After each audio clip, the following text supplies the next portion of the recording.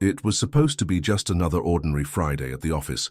My name is Carlos Mendez, and for 22 years I worked in the finance department of a mid-sized industrial firm in São Paulo. I wasn't just an employee, I was part of the company's foundation. I'd seen CEOs come and go, trained half the accounting team myself, and knew every process better than the manuals ever could explain. I took pride in being reliable, in never missing a deadline, and in always keeping our numbers clean. That's why what happened that Friday hit me like a betrayal. Around 4:30, just as I was finalizing the expense forecast for the next quarter, my phone buzzed. A short message from Denise, the secretary of our director, asked me to meet him in his office immediately. I assumed it was about the budget approval. I grabbed my notes and headed down the hall, not even locking my screen. When I stepped into the room, the atmosphere was oddly stiff. Nelson, the director, wasn't smiling. He barely made eye contact.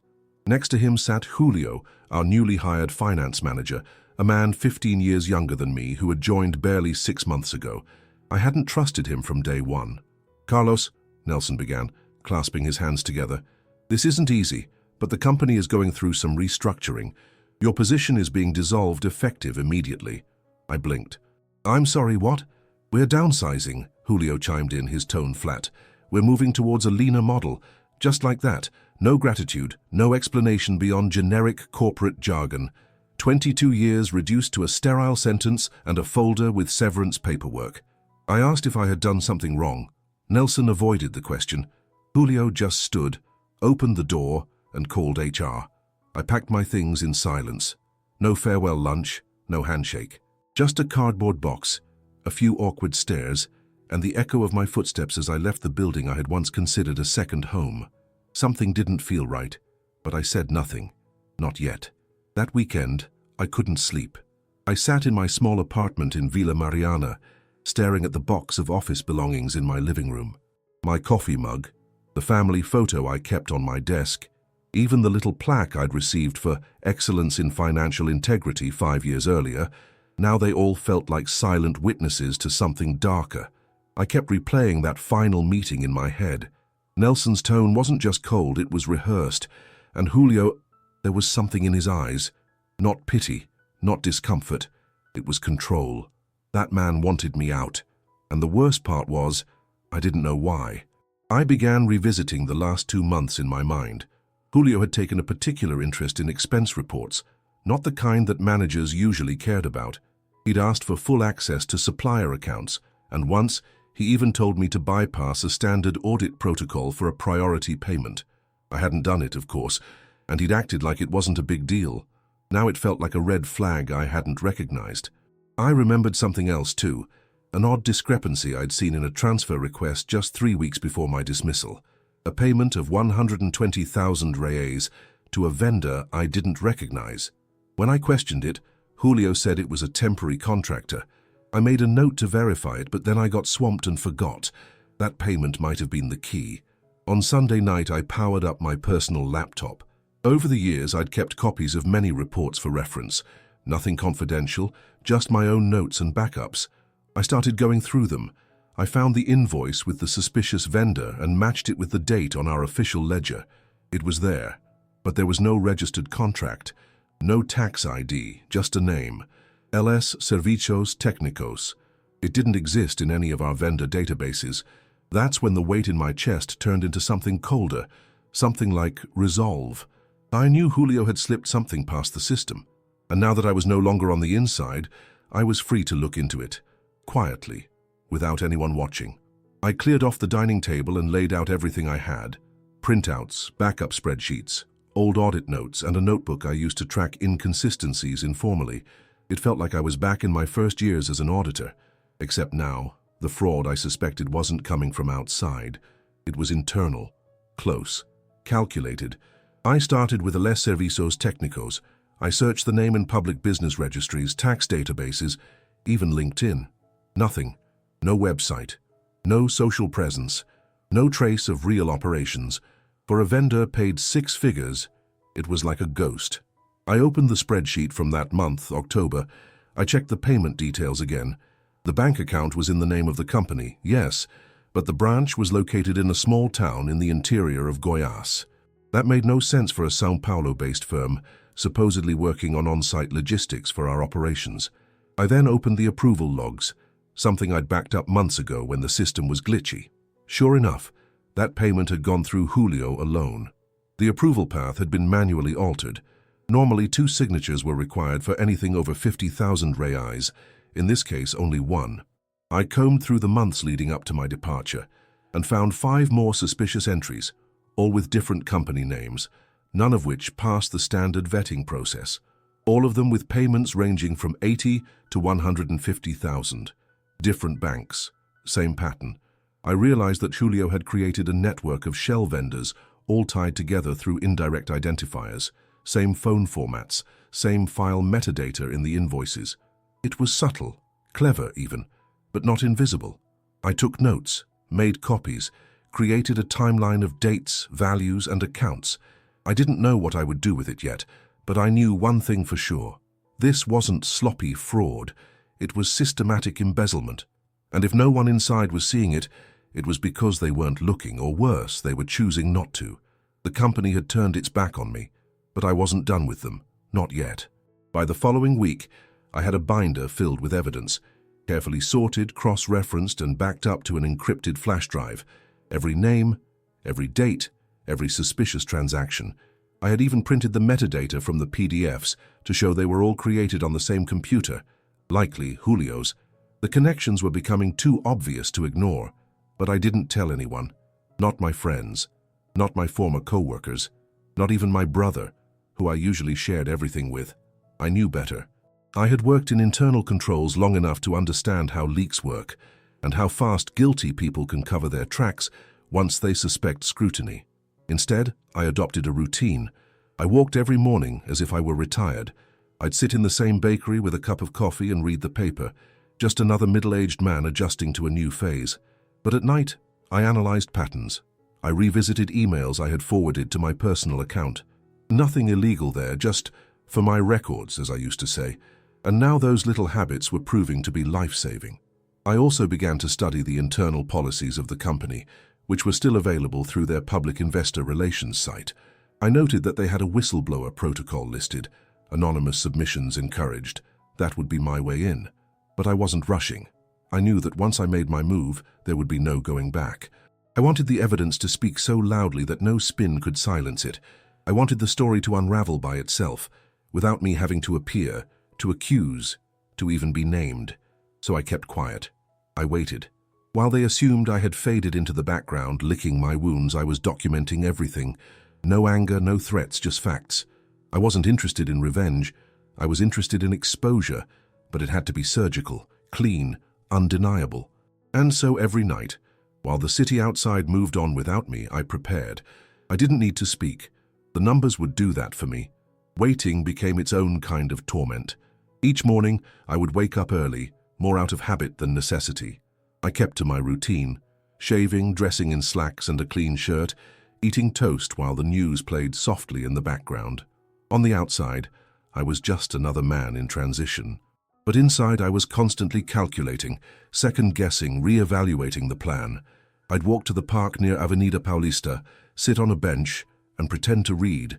But really, I was watching people, thinking about how many of them had been blindsided, just like me, replaced, dismissed without a second thought. The weight of 2 decades reduced to a signature at the bottom of a termination letter. Still, I didn't act yet. I needed to be absolutely sure that my digital trail would be invisible. I started researching anonymous email platforms, VPNs, encryption protocols. I even consulted an old friend, without giving any details, about secure whistleblower protections under corporate law. He told me something that stayed with me. Truth doesn't need a voice if it comes with receipts. I also studied the internal ethics committee structure at the company. I learned which firms handled their external audits. I found out that quarterly reviews were usually scheduled around the 15th of March, which was just over a week away. If I sent my report before then, the chances were high that it would be noticed during their routine evaluations. The hardest part wasn't the technical work. It was the waiting. Living in that in-between space, no longer employed, not yet vindicated. Carrying this knowledge like a secret that burned hotter each day, I kept it in. Friends would call, asking how I was holding up. I said I was fine, that I was figuring things out. But I avoided lunch invitations, ignored former co-workers' messages. I didn't want to slip, even accidentally. The plan was clear. Wait until the right moment. Release everything at once. Let the numbers speak, let the dates, the approvals, the ghost vendors. They would tell the story better than I ever could. And when the time came, I would simply disappear behind the curtain again. On a quiet Wednesday morning, I opened a fresh email account through an encrypted provider. No name, no backup recovery, no identifiers. I connected through a VPN based in Iceland, just to be sure. Everything had to be clean, untraceable. I reviewed the file one last time. The PDF was 36 pages long, meticulously organized. Each section included screenshots, dates, bank details, and invoice metadata. I had even included footnotes citing the company's own procurement policies, highlighting how each step Julio took violated protocol. I didn't sign the document. There was no need. The truth didn't require an author. I opened the company's whistleblower portal.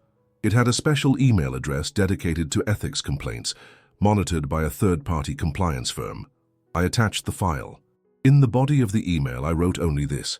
This information concerns ongoing fraudulent activity, approved and executed by Julio M., current finance manager. Focus on vendor accounts from August to November, and cross-check with internal approval logs. All evidence is attached. Do your job. I paused with my finger above the trackpad. Then I hit send. I sat still for a few minutes. No drama, no music swelling in the background. Just silence. And an empty inbox. The email vanished into the digital ether, and with it, months of bitterness and cold preparation. Afterward, I went for a walk. It was a warm day, clear skies above the city. I bought a coconut water from a street vendor and watched the flow of people passing by. It struck me how unaware the world was of what I'd just done, and how that anonymity gave me peace. That evening, I powered down my laptop and stored the flash drive in the bottom of a locked drawer. I didn't check the email again. I wouldn't need to. I had spoken, not with words but with numbers, not with anger but with precision. Now, it was out of my hands. 2 weeks passed. Nothing. Then, one Monday morning, as I poured coffee into my chipped white mug, I glanced at the news feed on my phone and froze. A headline from a mid-tier business news outlet read, "Finance manager at São Paulo firm suspended amidst fraud investigation." No names, no company listed. But I knew. I clicked through.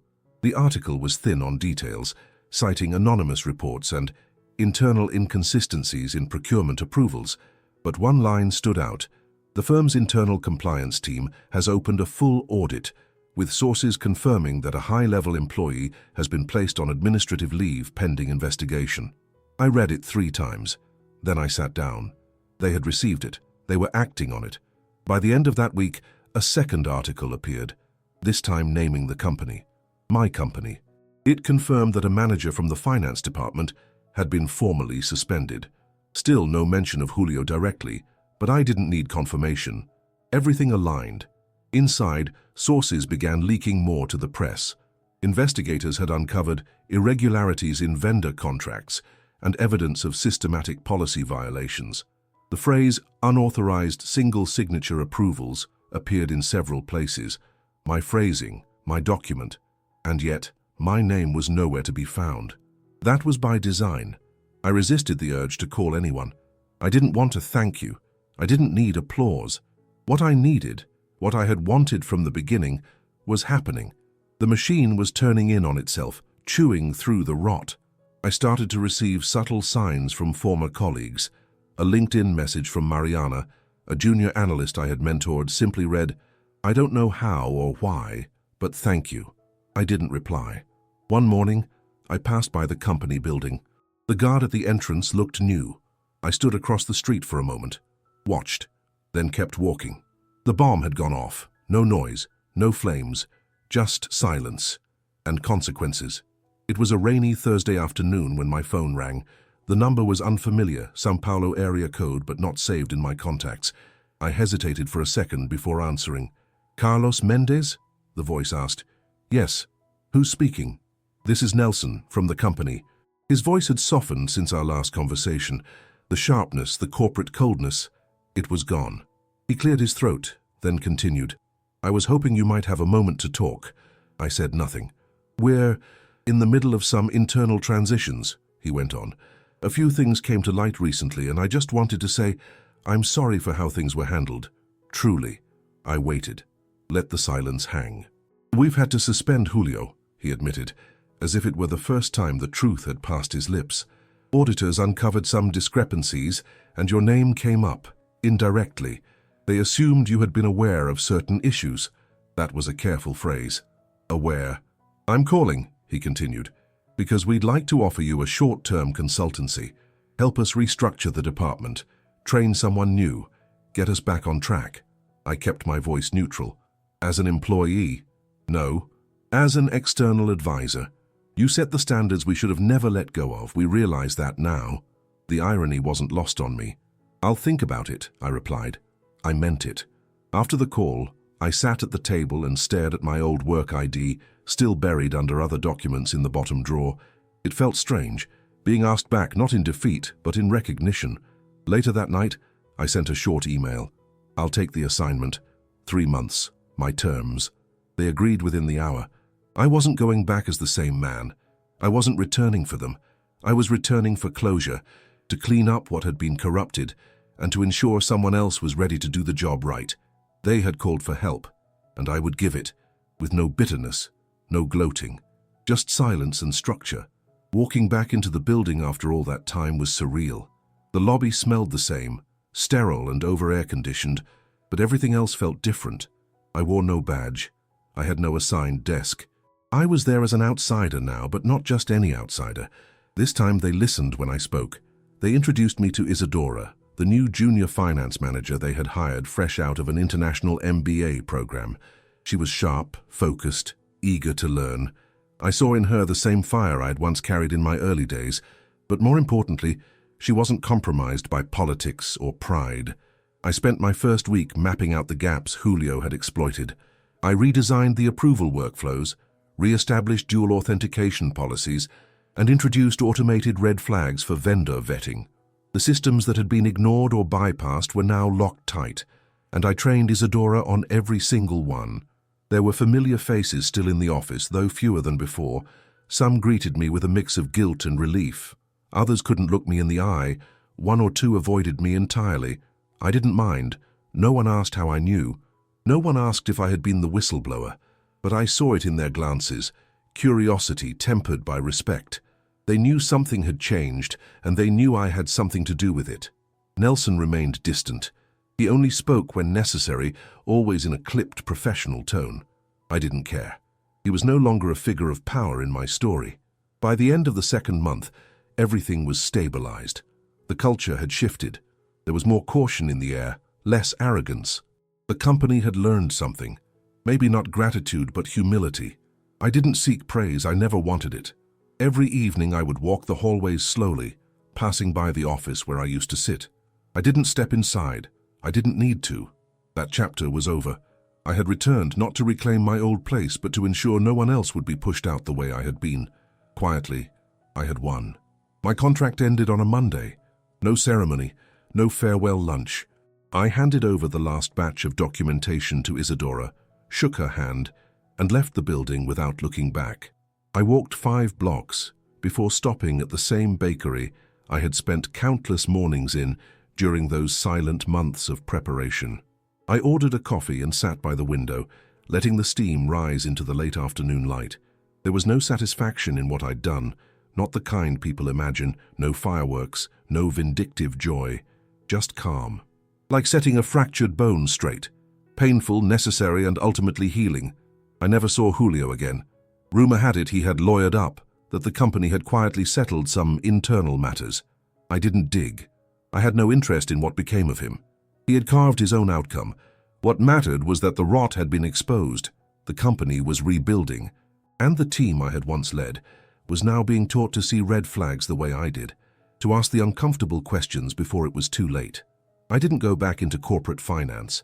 I started a small consultancy, focused on internal controls and ethics investigations, low-profile, word-of-mouth only, the kind of work where results matter more than titles. Sometimes, late at night, I'd open the drawer where I kept the flash drive, just to see it, not to use it. Just to remind myself of the power of evidence and of silence. People think revenge is loud, explosive, dramatic, but mine was quiet. It came in the form of a clean spreadsheet, a policy reactivated, a door closed behind me with dignity, and that, I realized, was enough, because in the end I didn't just get justice, I got my peace.